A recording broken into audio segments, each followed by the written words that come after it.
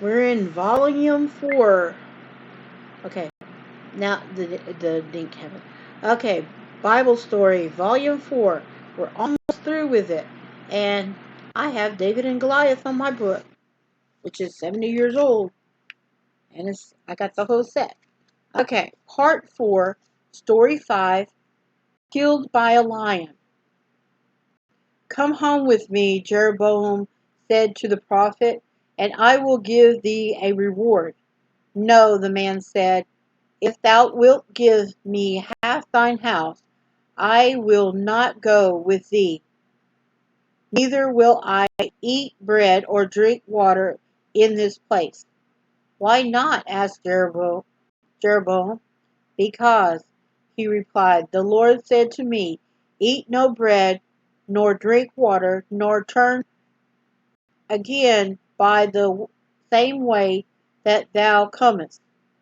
So the prophet went back home. Now it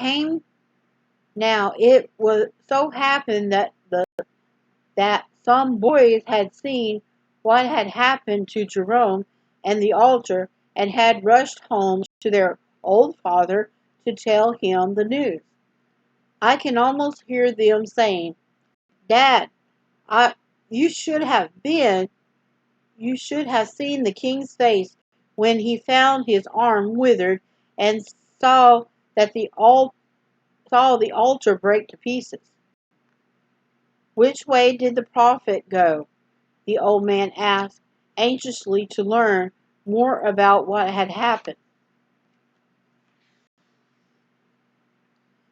They told him, saddle my donkey.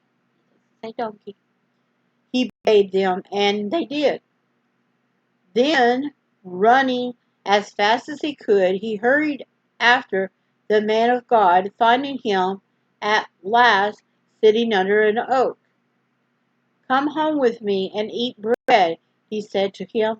No thanks, the man of God, telling him just what he had told Jeroboam. Then the old man lied to him. I am a prophet also, as thou art, he said, and the angel spake unto me by the words of the Lord, saying, bring him back with thee unto thy house, that he may eat bread and drink water. Deceived, the man of God went back with him. Hardly had he finished his supper, however, then the old man said, thus saith the Lord, forsomuch as thou hast disobeyed the mouth of the Lord, and hast not kept the commandment which the Lord thy God command thee, thou thy carcass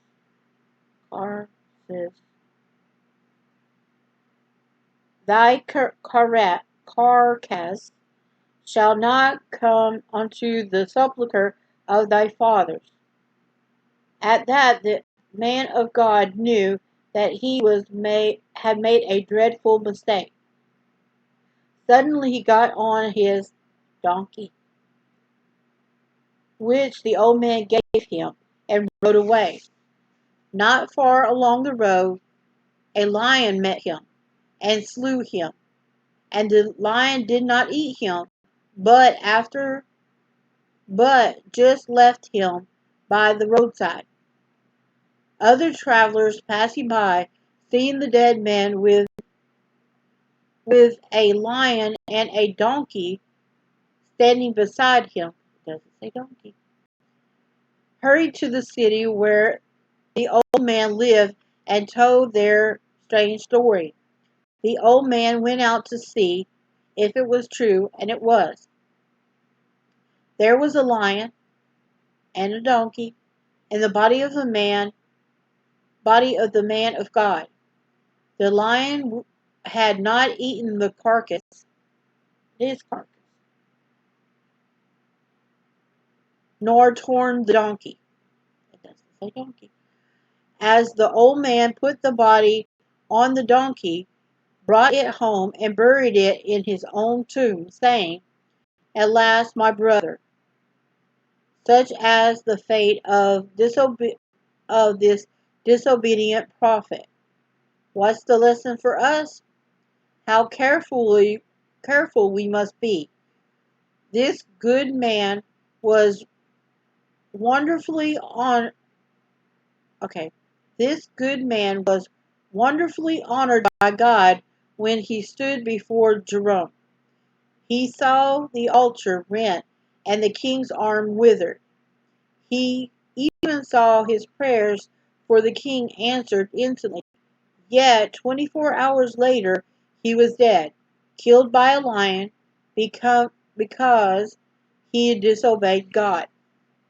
And then, of course, it has a picture of the little boy's feet. There's a little boy and the man, and him eating, and then a picture of him at the bottom. It's a two-pager. So this is him eating. He was told not to eat, and he still ate because he was deceived. And then the lion didn't even just kill them for sport. It seemed like they do that. And that was the end of part 4, story 5. And it's time to break, and then we'll go to the next one.